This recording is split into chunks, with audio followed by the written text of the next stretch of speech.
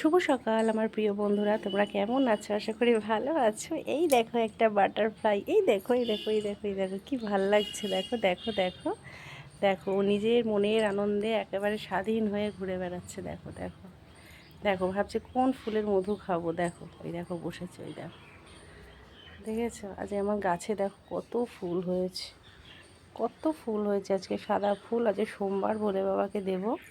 আর ওদিকে হচ্ছে মায়ের জবা ফুল হয়েছে, এদিকে লক্ষ্মী জবা হয়েছে। আর ওদিকে দেখো,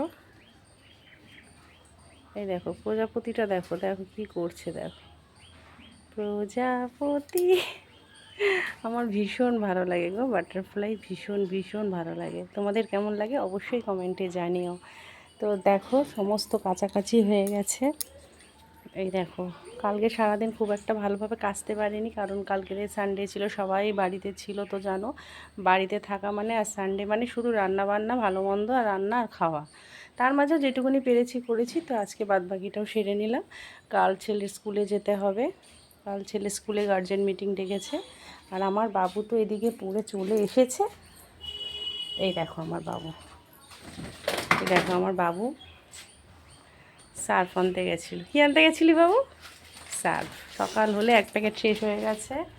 এই দেখো এখনও এতগুলো কাচবো, এতগুলো মেলা, আবার এতগুলো কাচবো। দাও সার্ফটা, দাও নিয়ে আসো।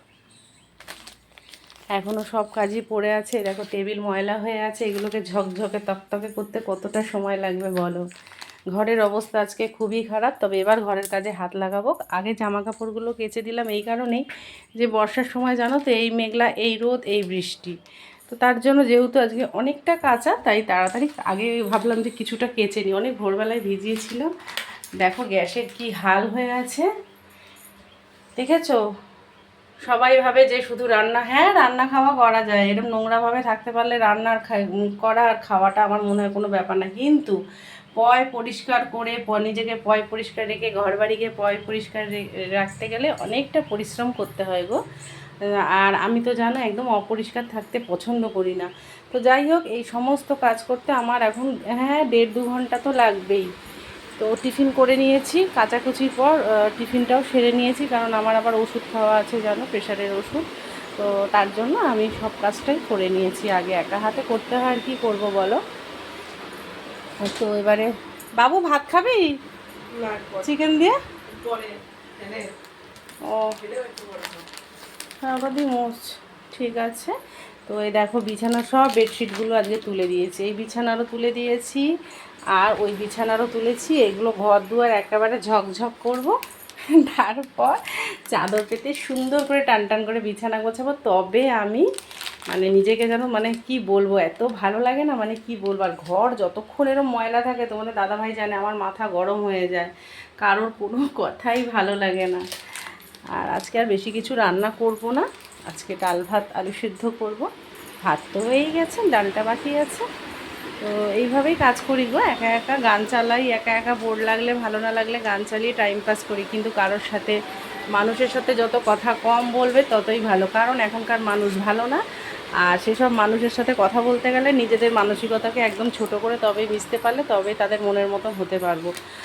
তো আমার কোনো দরকার পড়ে না, আমার এই ঠাকুর নিয়েই থাকি। আমার যখন কষ্ট হয় এই ঠাকুরের সাথেই সব কিছু, ভগবানের সাথে আমি শেয়ার করি। কিন্তু মানুষকে বলতে নেই কোনো দিনও মনের দুঃখের কথা। তারা হাসবে, তারা সমালোচনা করবে, এটাই তারা ভালো পারে। বুঝতে পেরেছো তো? আর মানে কি বলবো, আর কিছু কিছু মানুষ ওই যে যেখানে স্বার্থ সেখানেই পড়ে থাকে। তো আমি পারলাম না, সরি, ওই সব মানুষের মন জুগিয়ে প্রিয় ও ভালো মানুষ হতে। তো যাই হোক, আমি যেমন আছি আমি তেমন আছি, তেমনই থাকবো, ঈশ্বরের আশীর্বাদ থাকলে। আর কিছু চাই না, কারণ যে সৃষ্টিকর্তা আমি মনে করি তার আশীর্বাদ থাকলে জীবনের সব দুঃখ কষ্ট সব জয় করতে পারবো আমি। কাজে আমি সেই সমস্ত মানুষ যারা মানে যাদের মানসিকতা খুবই নিচে, নিম্নতর, তো আমি চাই না তাদের সাথে আমি অ্যাডজাস্ট করতে। তো আমি দরকার নেই, ভগবান আমাকে যে স্বামী সন্তান দিয়েছে তাদেরকে নিয়ে যেন ভালো থাকতে পারি, তোমরা এই কামনাই করো ঈশ্বরের কাছে। আর দুমুঠো ডাল ভাত জুটলেই হবে, আমার বেশি লোভ নেই গো, আমাদের কারোরই লোভ নেই, না তোমাদের দাদা ভাই না আমার। তাহলে তো এতদিনে অনেক কিছু করে ফেলতে পারতাম। তো যাই হোক, বিপথে যেতে চাই না, খারাপ কাজও করতে চাই না। এইভাবে শান্তি যে দিয়েছে ঈশ্বর, একটা সুখের সংসার যে আমাকে দিয়েছেন, এটাই নিয়ে যেন আমি আজীবন থাকতে পারি। তোমরা পাশে থেকো বন্ধুরা। চলো আমার ব্লগটা এখানেই শেষ করলাম। টাটা।